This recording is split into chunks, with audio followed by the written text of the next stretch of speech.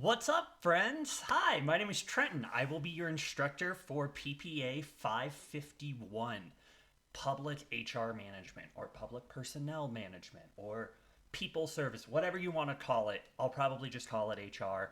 I'm super stoked for this class. When I was asked to teach this class, I think it's an awesome opportunity. I think some of the questions, some of the decisions you have to make in the HR world are some of the most fascinating consequential decisions you have to make as a public administrator. So we're going to go ahead and get started today. What we're going to do today is we're going to actually talk about the flow of the class. We'll do a little bit of an overview of the Canvas page, of the syllabus. And we're going to do a little bit of an introduction about the importance of HR, and I'll tell you a little story about the community I currently work in. So let's go ahead and get started here. All right, wonderful. So like I said, my name is Trenton. I am an instructor with the PPA program. I don't believe any of you have had me yet. I'm still relatively new with the program. I currently work down in Commerce City out of their city manager's office. I do leadership training, process improvement, that sort of thing. So I work very closely with our HR department, even though I don't work directly in HR. I spend most of my time asking questions, doing research, and managing projects that have to do with HR related topics. So it should be a fun class. Like I said, today we're going to do a little bit of a welcome. I'm going to talk a little bit about the importance of HR. Then we'll do a syllabus and Canvas tour, and we'll talk about Netsteps. So our goals for today is I want you to understand the Canvas page, the purpose of it, the contents of it, and the flow of it, and how it's gonna evolve as the class goes along. We're gonna then review the syllabus, go over some of the main highlights, the major focuses for the different assignments, that sort of stuff, and then we're gonna briefly discuss the importance of HR and public administration. So let me start by telling a story, and trigger warning for anyone who may have trauma related to deaths of family members, related to car accidents, police officers, that sort of stuff. So if you need to, feel free to skip ahead. But the reason why I want to talk about HR, why I think it's so important, is all illustrated through this picture right here. So I work down in Commerce City. Commerce City is a growing community, but we're still relatively smaller than a lot of the other metro communities near Denver. We have about 60,000 people, and back in 2018, we had a tragic accident involving a police officer. So the police officer on the left here, his name is Kurt Holland. He was a detective with the department for about 4 years. And then on the right is a resident of Commerce City named Francesca. And they were both tragically killed in a head-on collision. There hasn't been much about why the collision happened. It was definitely someone else driving recklessly, but it was a tragic moment. And despite what you hear in the news, despite what you may read about when it comes to the way that communities interact with police officers, Commerce City has a long history of really engaging with their police officers and trusting them, despite everything else that may be going on when it comes to PD. But that's not what I want to talk about. What I want to talk about is the sort of thing that happens when something tragic like this occurs. So one of my professional mentors, she lifelong career as an HR director, and she had to explain to me that one of the things that you don't get prepared for when you study HR, when you learn HR, is that employees are going to die. Incredibly tragic thing to think about. And it's something that I think really blew me away when I first started in the field, was this idea that people die. It's obviously part of life. It's something that we'd all deal with in our own time. But there are things that we have to do when this happens, right? So when Kurt Holland tragically passed, a couple of different things kicked in.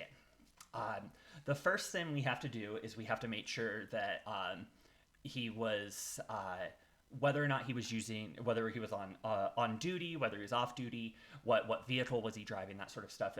I call this the practitioner's response, right? The practical things we have to figure out in a tragedy like this. So, Detective Holland was driving an unmarked Commerce City police vehicle, so we were involved in that case.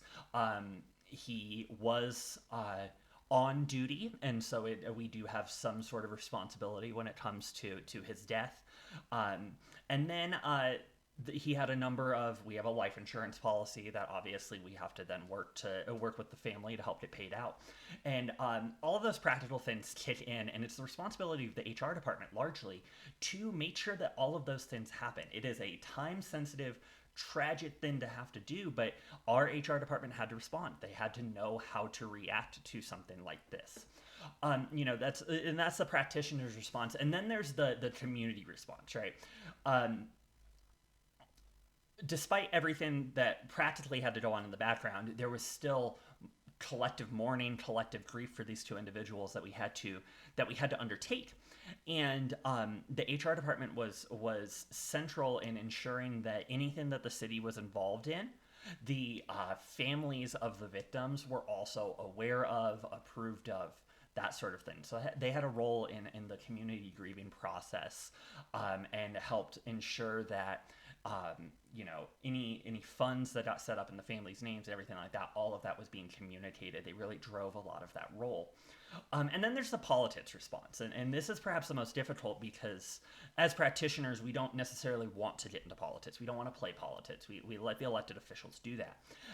But with a tragic incident like this, the first police officer to die in Commerce City while on the job, I can't even tell you the last time that had happened in the city. And so there was clamoring from our elected officials to create memorials, to do things that would help, the community collectively grieve and move forward despite this tragedy. And so something that our HR department helped coordinate with the families, and then with our Quality Community Foundation, which is a nonprofit that helps set up scholarships and funds within the city, they created the Kurt Holland Memorial Golf Tournament, which raises hundreds of thousands of dollars each year. It's hosted at the Commerce City Buffalo Run Golf Course, and it is I think a fitting tribute for such a tragic event like this. But I don't want to start the class off with a bummer, but I think that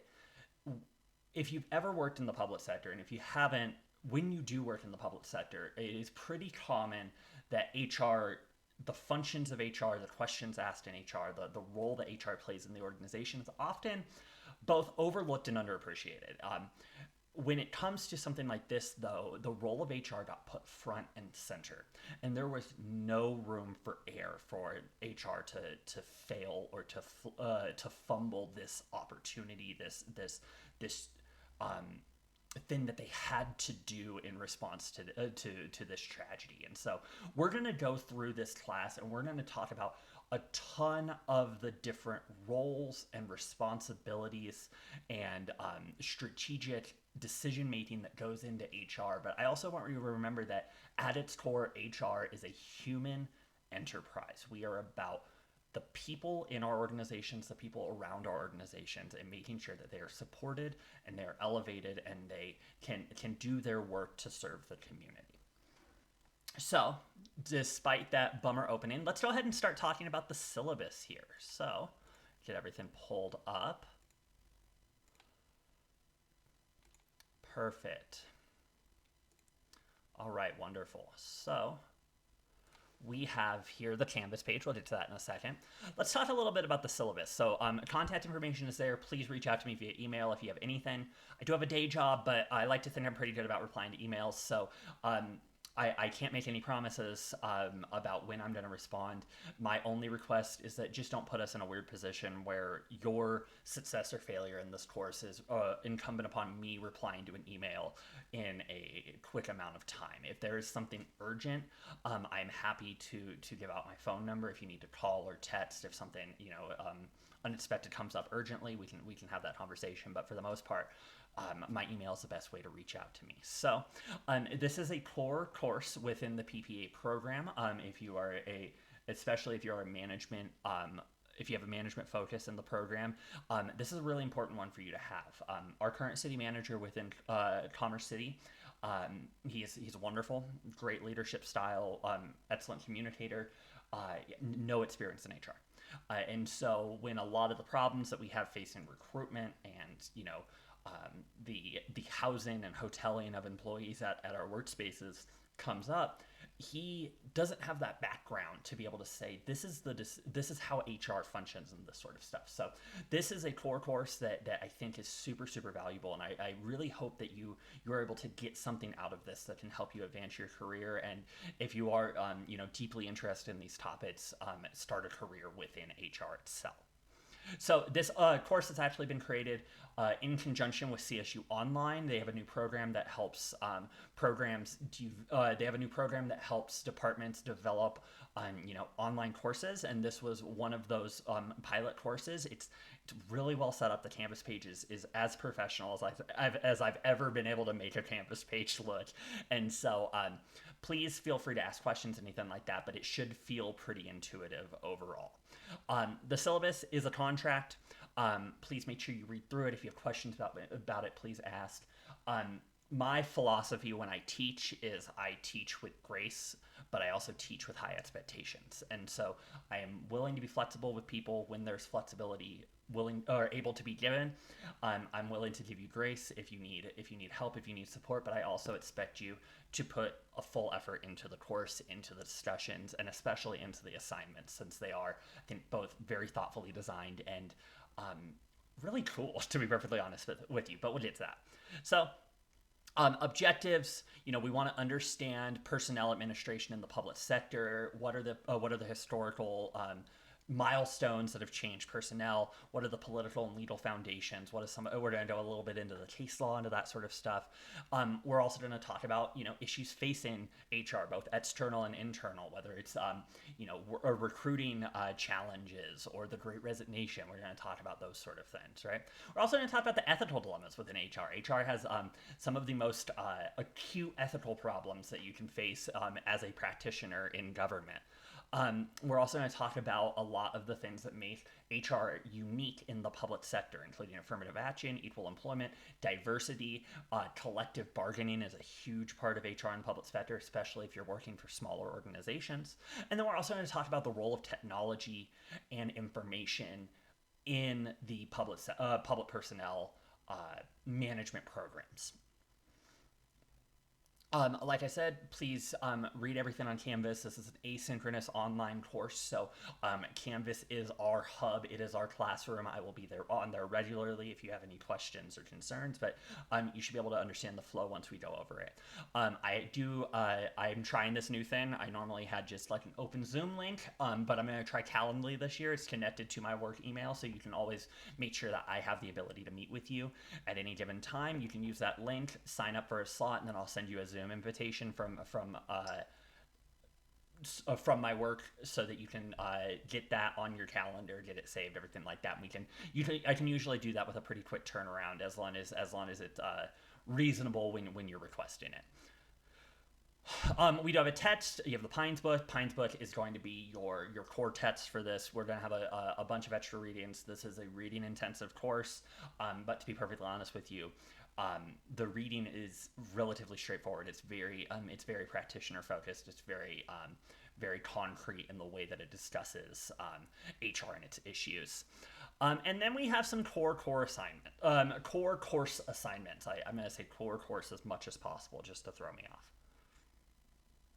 So, class discussion posts, that is your weekly grind. That is the flow that you're going to fall into. There are 14 posts throughout the course that are graded, and then there are a couple of extra ones that are more just open dialogue related. Each of them is worth 10 points. You are expected to post by 11:59 p.m.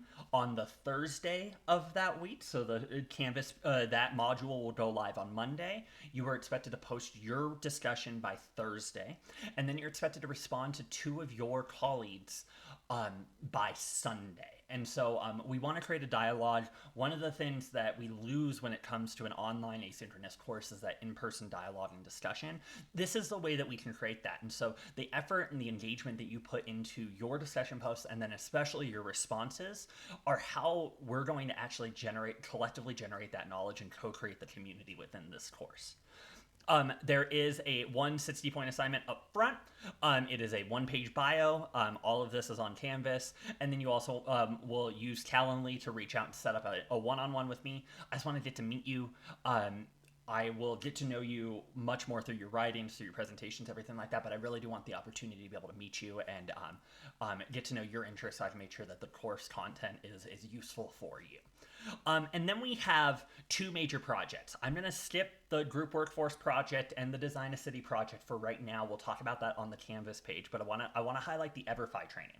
The Everfi training is a harassment and discrimination in higher education. It is the training that CSU faculty and staff have to go through.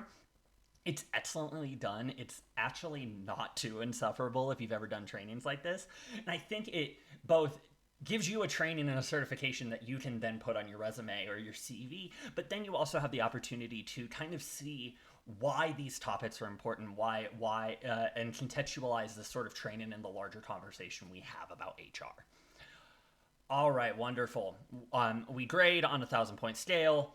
It's a core course, so you have to get at least a B-. I'm going to be honest with you. Here's the secret.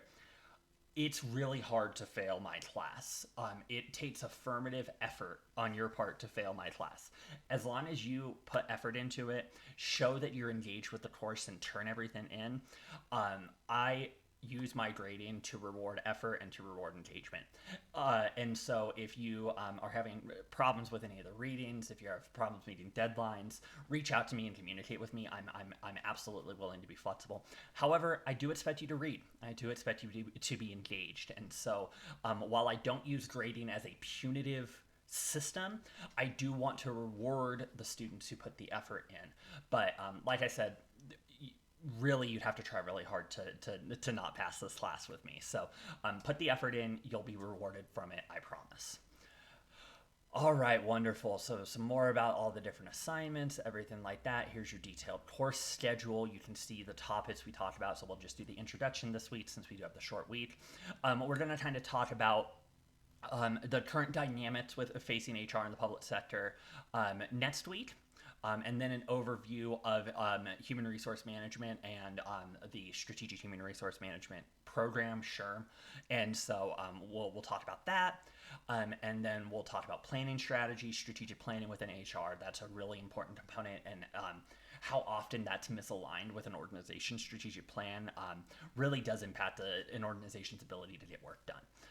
We'll talk about EEOC, equal employment opportunity, the why discrimination, and the historical implications of affirmative action, things like that within hiring. That's really important.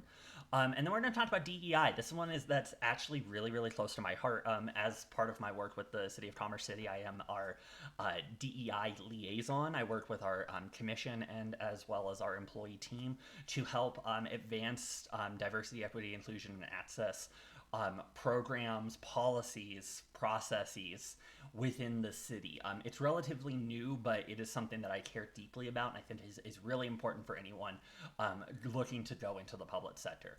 Regardless about what you personally may think about DEI and maybe the social or political implications of something like that, there's no getting around the need for DEIA programs within our organizations, especially within our HR departments. And so understanding that is really important. We'll talk about job analysis, and this is one of those core tools that you do within an HR department. Recruitment and selection, this is some of the fun stuff.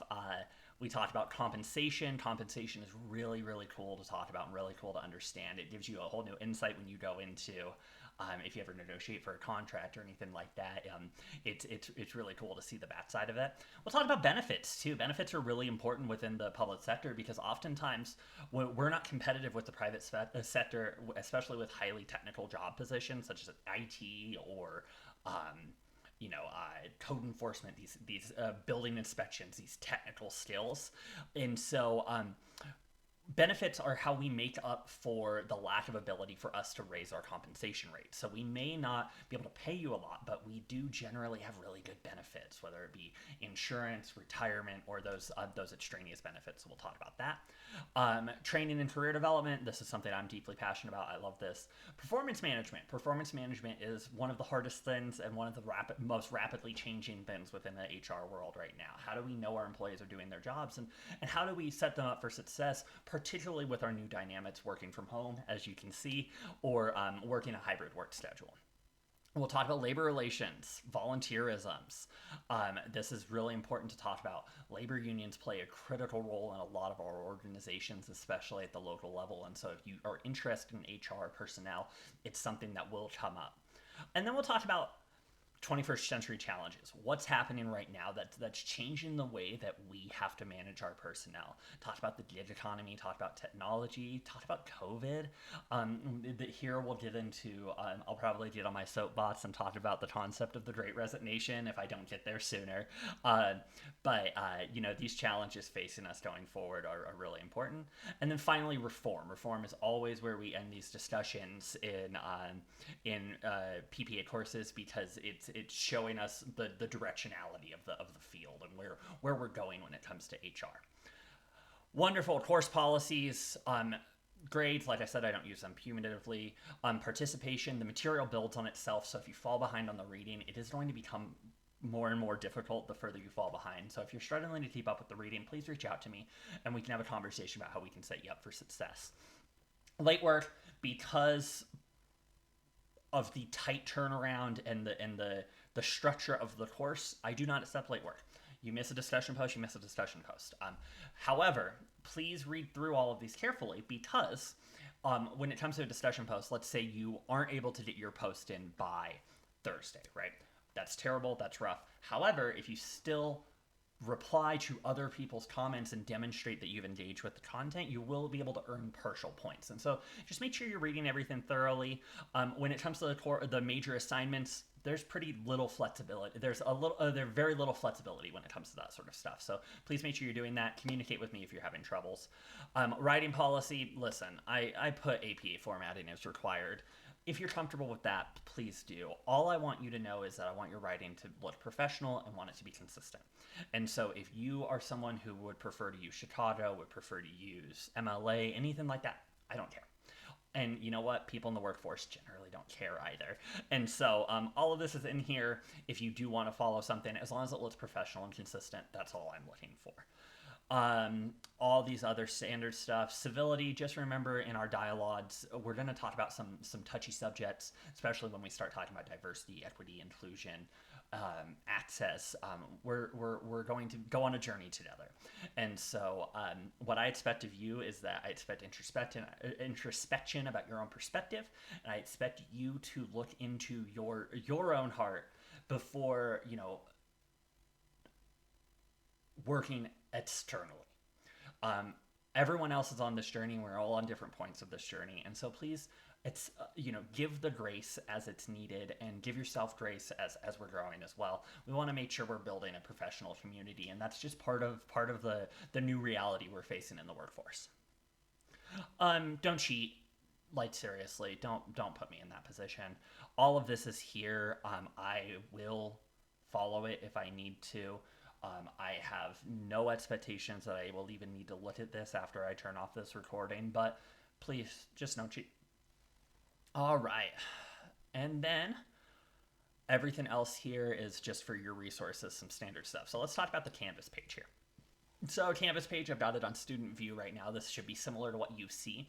This home page is going to change each week. So Monday morning, I'll get up, I'll get my cup of coffee, and then I'm going to update the Canvas page for the module for that week. So this one is our welcome. It has all this information, and as you can see, if you go to modules, it actually aligns up with our module 1, the first page there.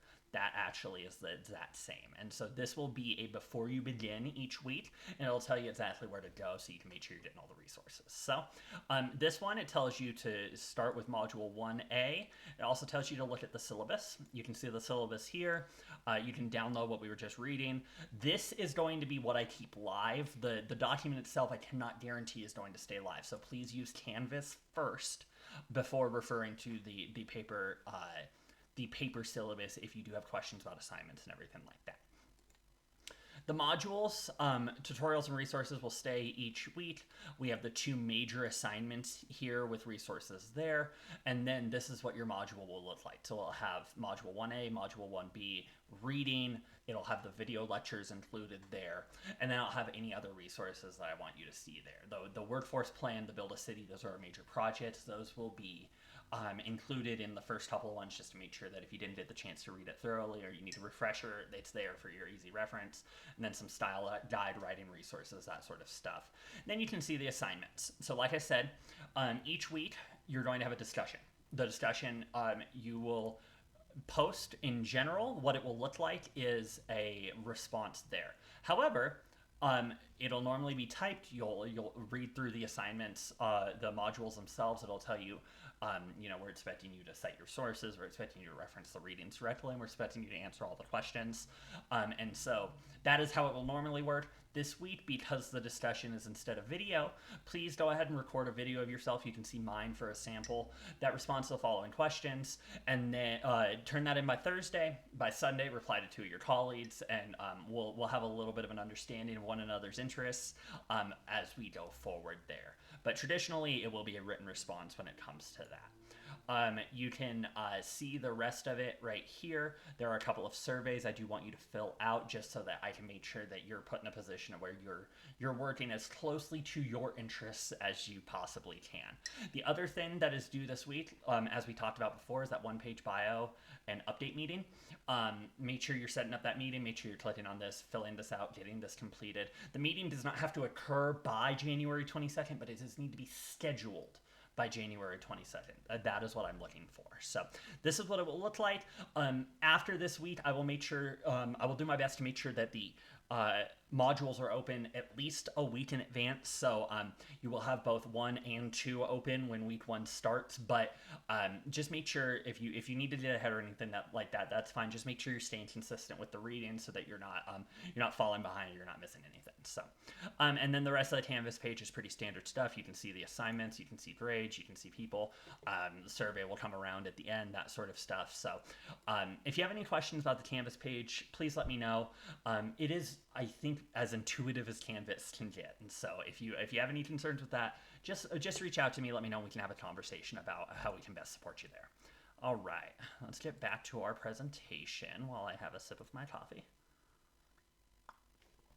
Excellent. All right, wonderful. So we did our syllabus tour. We did a little bit of a tour of Canvas. Let's talk about HR. So why do we talk about HR? Well, there are a bunch of major questions that surround HR that make or break whether or not an organization can actually accomplish what it's looking to accomplish. We're mission-driven organizations in the public and nonprofit sector. And so if your HR department is not aligned and is not properly supported, you're going to have a hard time meeting those larger organizational objectives. I mean, people, at the end of the day, public administration is about people.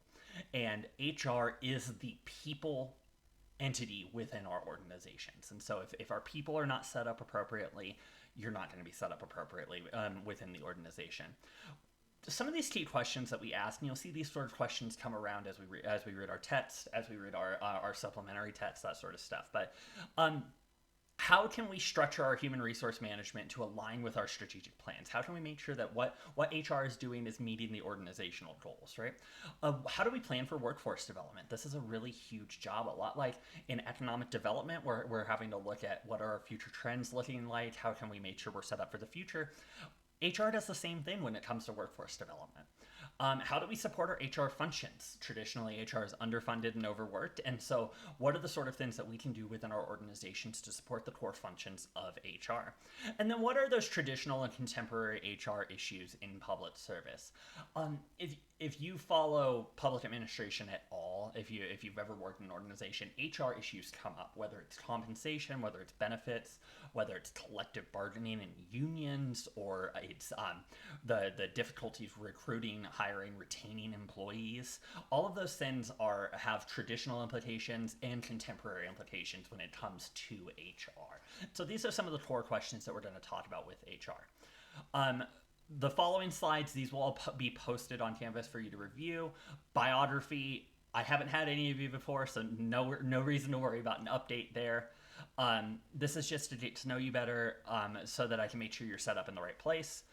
Make sure you set up with an invite with me. The link is right here. You can also access it on Canvas. Either is fine. I just want to make sure I'm able to get to know you a little bit better. All right, the Everfi training I talked to you about, I'm still working with HR to get that sent over to you. Once I've confirmed that it's been sent to everyone, that is when I will set that due date for the end of it. Right now, I think it's the first or second week in April. That may change if I'm not able to get it to you by February or something like that. So I'll make sure that you have plenty of time. It is something that shouldn't take up a ton of your time, and you can complete at your own pace. You can space it out if you want, or you can do it all at once, completely up to you. All right, let's talk about these two major projects. So the course is structured in a way that we're split up into two major projects. So for the first 11 weeks, we're going to be doing our workforce plan. This is a service learning opportunity. It's a practical HR analysis skill.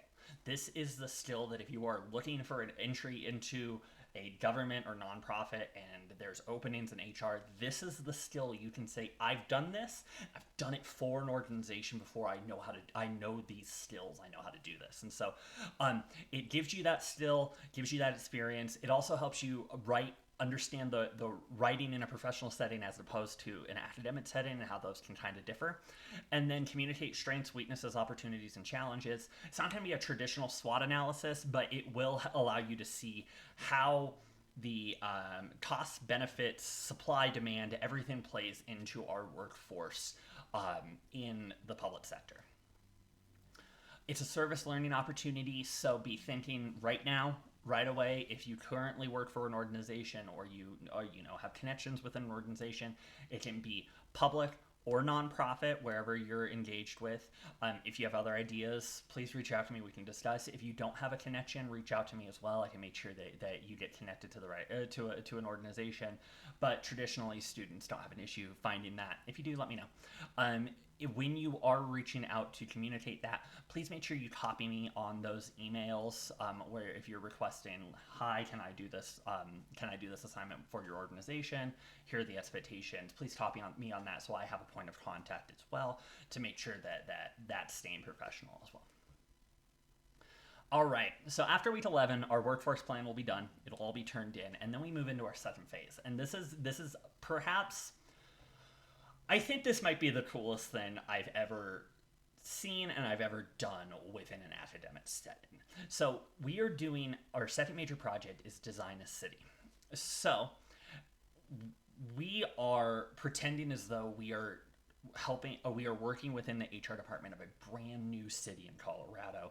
You can read some of the scenario stuff in Canvas, but we'll talk more about it. There will be some information about the city as we go along that will help you understand that. But each of you is going to be assigned to one of the core 6 functional elements of our SHRM program. And then what you're going to do is you're going to do an oral or written report to council. And our city council will be something where you'll record a video, a lot like staffers at the city of Fort Collins do. You'll record a video for council to review. That will be your final project. There are written alternatives as well. We're going to talk way more in detail about this as we go along, but I want you to see this and be thinking about it because I think it's a really fun opportunity for us to kind of really feel like true HR professionals. More information there, 6-page minimum written plan delivered by a city council, and then you present you'll be expected to record your presentation sent in as well. The scenario will be posted on Canvas, so I'm going to skip over that right now. Here are the SITS core functions. One of the surveys that you'll fill out this week will ask you to rank which one of these you're interested in. We have 6 students in this class, so it's almost like it's perfectly designed for a class of this size. When it's larger, it's a group project, but because we only have SITS, I'm not going to try to split you guys up when it comes to this sort of stuff. We're asynchronous. I don't want to have to deal with schedules or anything like that. So, go ahead and fill out that survey. Let me know which of these is interesting to you, and we'll try to get you aligned as much as possible. All right, and then there's, we each have these functional units. We'll talk about this as we go along, but please read through this if you're interested. And then the oral and written report, this is what will go into that as well. There are 3 extra credit opportunities. So one can be the city lore, if you want to help me kind of co-create the lore, the background of the city.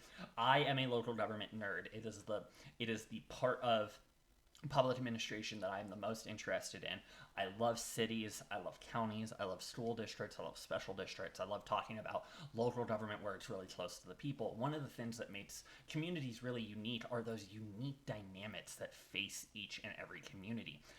In the way that this was traditionally designed, so the DD article that initially designed this, a lot of this was predetermined, but what I want to allow us to do is I want to allow us to co-create what the city might look like. So are there unique political dynamics that you would imagine to be in the city? Are there unique economic development challenges? So if we're thinking about the city I work for in Commerce City, we have very unique economic development dynamics. We have almost exclusively industrial labor within the city.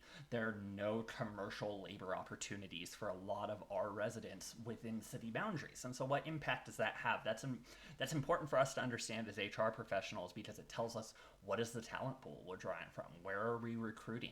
Is there stuff we can do to help develop workforce within the city towards the public sector instead of commercial, that sort of stuff? So if you're interested in that, if you nerd out about that sort of stuff as well, you can absolutely write me a memo, talk about these dynamics, and I'll keep the class updated, and we'll kind of develop this lore in the background of our city as we go along. You can also write a memo. Topic of interest, current event, PPA related subject. There's memo writing tools on Canvas. And then you can do a career infographic, a pictograph, Canva, anything like that, just to chart out what you expect your career path to look like. And all of these will earn you 20 points each. You can do each of them once. Like I said, again, really have to try hard to fail my class. So it's great. Now let's talk about Netsteps. So please, before next week, before we go live with our first, I would say, content week on the 23rd, please make sure you fully explore Canvas. Send me questions if you have them. Fully read the syllabus. Send me questions if you have them. Video discussion due by the 19th. Replies due by the 22nd, and then schedule a one-on-one with me and complete your associated biography. That is due on the 22nd as well. Like I said, I will reiterate, the meeting does not have to occur before the 22nd, but it has to be scheduled by the 22nd. So please make sure you do that. Reach out to me with any questions. I cannot express to you how super excited I am for this course, for this opportunity, and I think that we are going to go on quite a journey together, and I think it can be really transformational for your career and for your journey as a public administrator going forward. I want to thank you all for your time. Again, please reach out to me if you have any questions, any concerns, anything like that, and we will talk next week.